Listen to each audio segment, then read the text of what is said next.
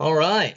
Welcome back, everyone, to another episode of Using AI to Get Your Dream Job, which is a mini series we're doing with Horizon Industries. My name's Lucas. I am one of our corporate recruiters, and I work on the proposals and things like that for our team. And I'm with my colleague, Manga. I'll let her introduce herself. Hey, I'm Manga Swami. I've been with Horizon for the last 4 years. I work on the Appian wing. All right. And this episode's going to be super fun. All right. I'll try to keep the fun alive here because we're going to be flipping the script a little bit from that last episode, part one. In episode one, we kind of focused on preparing to impress the company, but in episode two, it's more about you, your values, your goals, your standards, because the interview goes both ways. And with AI tools like ChatGPT, you can vet the company just as strategically as they're vetting you. So we can kind of hop right into segment one here, which is culture related questions. So a job isn't just about salary.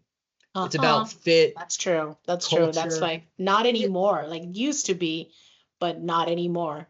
yeah, exactly. The culture means so much now, especially with being remote for so long, and now a lot of companies are coming back, and you want to know Mhm. how that office kind of operates, how the teams operate, management styles, different things like that, because you really want to make sure it's a good fit for you, right?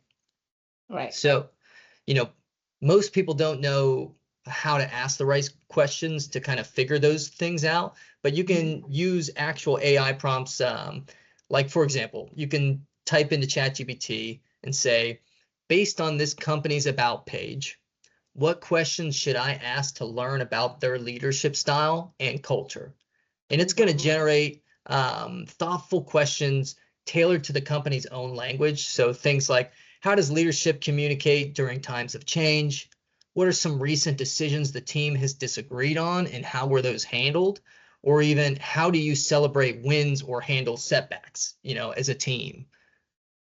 Right. A lot So of the times I feel like when candidates come into an interview, they don't have any questions prepped. And I feel bad because sometimes it gives me an opportunity to understand what that person is from just their question, what's important to them, where their focus is. It gives me an insight into what kind of person they are, what kind of what they're looking for in their career. It helps us understand them better. I feel like candidates kind of miss the bus on asking questions. Then even when you encourage them to ask questions, I feel like they're not really prepped because they don't know what questions to ask. This is a yeah, great prompt.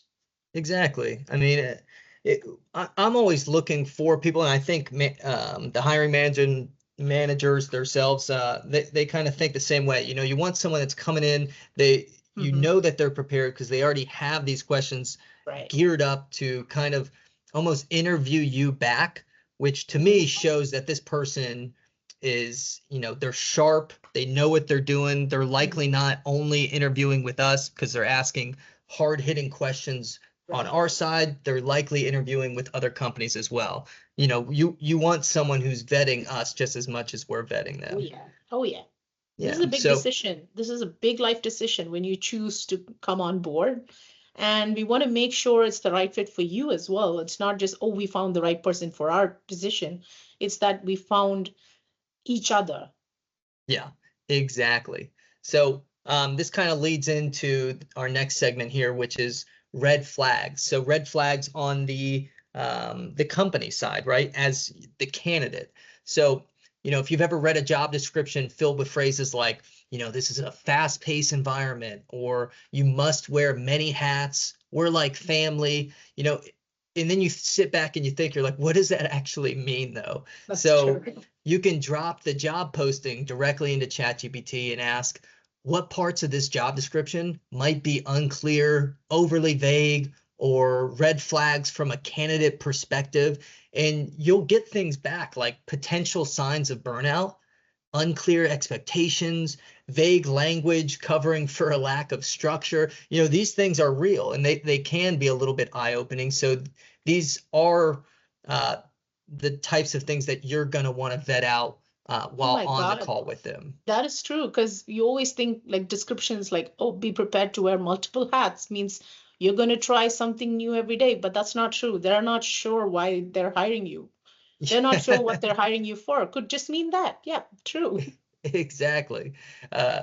So, I kind of have a little bonus tip as well. You could even copy company reviews from Glassdoor or Blind. I've done this in the past, and then paste them into ChatGPT or any AI and ask, based on this feedback, what themes should I explore in my interview to avoid potential misalignment or something like that? And it'll highlight patterns, whether it's leadership, work-life balance, or like chaotic processes. This isn't paranoia, it's pattern recognition. It's very powerful stuff. It Oh can my show you a God. lot. Yeah. Oh my God. Yeah. I never thought about it. Yeah. Like you see a Yeah, pattern in all the complaints. Like if there's somebody's talking about, working long hours, if there are 30, 40 reviews saying almost the same things, and that's the kind of company culture there that they kind of stretch you exactly. out.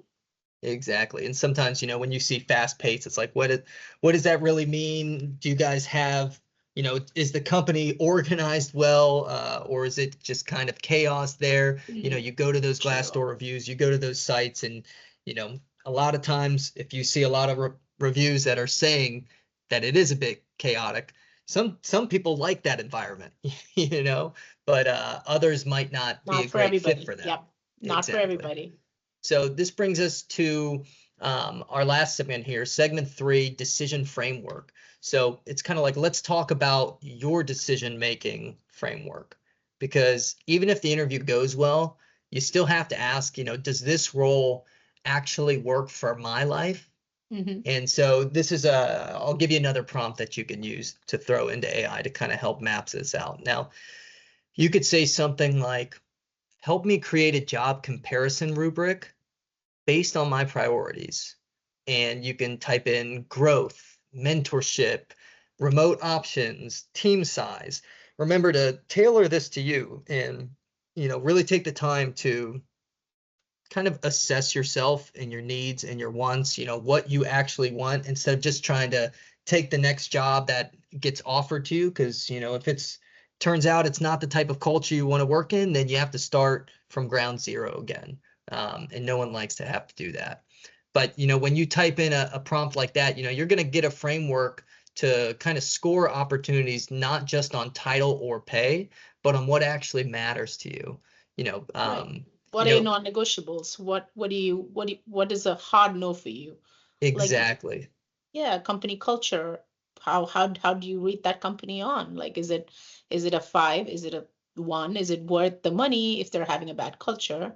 Yeah. Even if things like mentorship, Right. ask these questions, probe the hiring managers. Are there actual um, mentors in the company that you get assigned to? Are there people to help you? Is someone there to kind of hold your hand in those first couple months, get you ramped up, or are you just kind of thrown into the fire and they need someone who can start up everything on day one? Because those are Right. two very different things. And some Mhm. people, myself included, I like a little runway with someone to be there to help because I ask a lot of questions. And if they don't have something like that in place, then it might not have been the best fit for me. Luckily, Horizon was, and everyone was super helpful. So thank God for me. Now, I hope this kind of gives you a little bit of clarity. So we're gonna, you know, kind of wrap this up for episode 2. There is going to be a part 3 and likely a part 4 as well. You know, just remember, interviews go both ways. You're not just trying to get picked, you're choosing as well. So next time we're going to take all this clarity and turn it into real actionable items. Because in episode 3, it's all about AI powered networking. How to get in front of the right people the smart way. Ooh, that's gonna be fun. Oh, yeah. Well, stay tuned for episode 3, and thanks again for listening, everybody. Have a Thank wonderful you. day.